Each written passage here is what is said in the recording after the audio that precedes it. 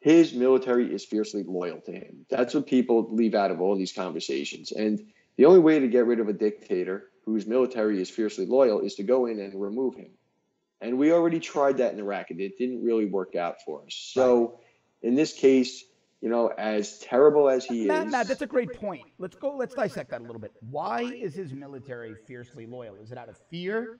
Is he have a hand like dissenters, or is it out of that he just maintains stability in the country for them? Why are they so loyal? You sat with these guys, right? These guys, you were in a cell. You've gotten to know these guys very, very well. How many of them were there in there with you? There were 18. All right, this is high quality intelligence. 18 soldiers. Why are they so loyal to him?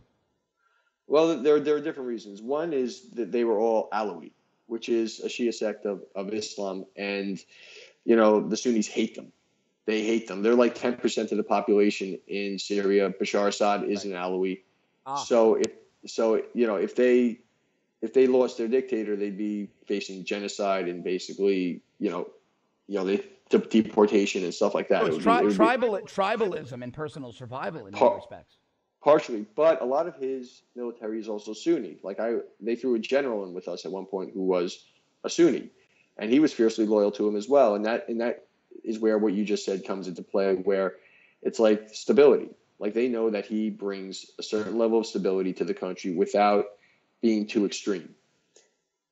So, I mean, under Assad, before all this happened, women could walk around wearing makeup. They sold alcohol. They could smoke cigarettes. You know what I mean? They had basic freedoms that they know are gone the second, the FSA or, the extremists take over, because let's face it, if the FSA takes over, the extremists are going to bump them out and take over anyway. So they know that it's either Assad or basically Baghdadi. Or they turn into Iraq, right? And Baghdadi takes over, or somebody like him, right? Somebody like him, Golani, who's the head of al-Nusra. Yeah. So it's either, you're with extremists, or you have this guy, Assad, who, let's face it, he's not ideal, but as far as we go and Israel goes, the guy knows his place. Israel flies in there every couple of weeks, months, drops a bunch of bombs and goes home, and he never does anything. No, yeah, he doesn't want he talks stuff, but he doesn't want to dust it up. But Israel, what's interesting is that he's a bad guy, he gasses his own people, he aligns with bad actors. But I've got a friend, guy who American guy, but he's Syrian, and very successful family. Both of his parents are doctors, very, very well off. He's an attorney. He and his sister were born here, and his brother. But his parents are from Damascus, and his mother was an Olympic swimmer and basketball player, secular Muslim. His dad was a Christian. Not only, when they dated, there was no problem, right? I mean, the country had been relatively stable. His relatives only left when ISIS started to grow. They were living in Damascus. They were physicians, they were attorneys, they were CPAs.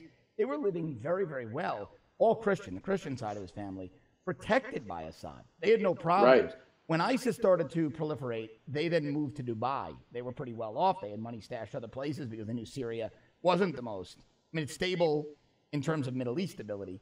So they fled to Dubai, but they said while they lived in Damascus, they never felt in fear of their lives. They only started to feel fear once ISIS started to gain a foothold in the country. And so it's a conundrum for the U.S. in many respects.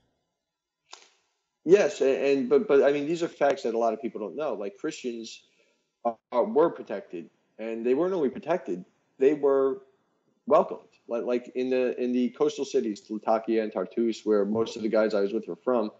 They celebrate Christmas with their Christian neighbors. Really? The Alawite. Yeah, the Alawites. Like I got a text from my friend Ali, who I was locked up with, on wishing me a Merry Christmas this year. Was he a soldier? Yeah, he's an Alawi, and he's a soldier. He's an Alawi, and he sent me a text like wishing me a Merry Christmas, saying that we're celebrating right now, because wow. Jesus was one of their prophets. Right. So they're very, very open to that. They say some of us have Christmas trees. We love Christmas over here.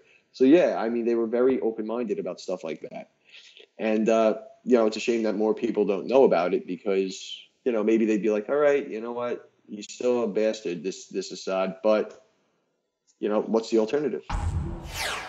This is really important stuff. I want to bring it to you every day, so help me do it. Subscribe to our premium service at www.therebel.media/shows. Go to the App Store, download the Rebel app. It's awesome. And go to firescottisrael.com. Sign our petition, if you haven't already, to have Broward County Sheriff Scott Israel removed for his abysmal handling of the Parkland shooting and many other matters.